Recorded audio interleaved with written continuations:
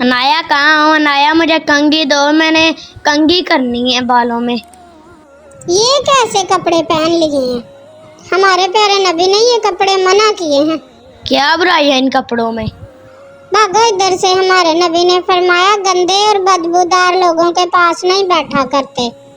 اپنے آپ کو دیکھو، ہمارے پیارے نبی نے فرمایا غنی کو پھٹے پرانے کپڑے پہننا حرام ہے۔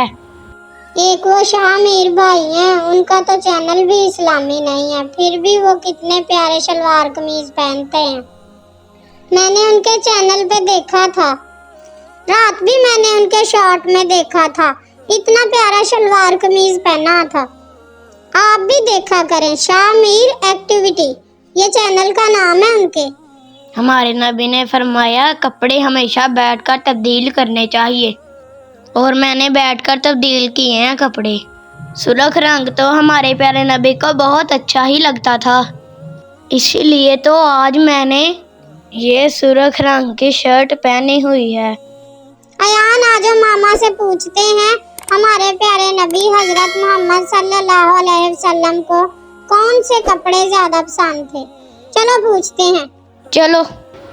السلام علیکم میری پیاری مسلمان بہنوں اور بھائیوں، جیسا کہ آپ نے دیکھا کہ آج میرے بچوں کا سوال ہے کہ ہمارے پیارے نبی حضرت محمد صلی اللہ علیہ وآلہ وسلم کیسے کپڑے پہنتے تھے، اور انہوں نے امت مسلمہ کے لیے کیسے کپڑے پہننے کا پیغام دیا ہے۔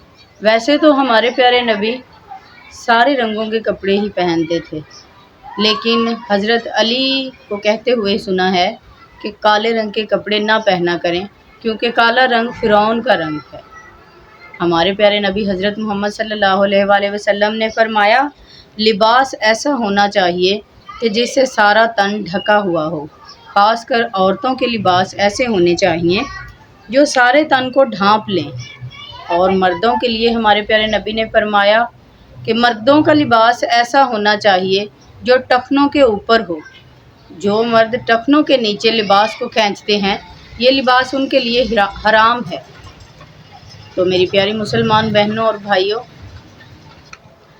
حضرت برہ فرماتے ہیں کہ میں نے سرخ جوڑے میں کبھی کسی کو حضور اقدس سے زیادہ حسین نہیں دیکھا، سبحان اللہ۔ اسی طرح ابو رمسا فرماتے ہیں میں نے حضور اقدس کو 2 سبز چادریں اوڑھے ہوئے دیکھا۔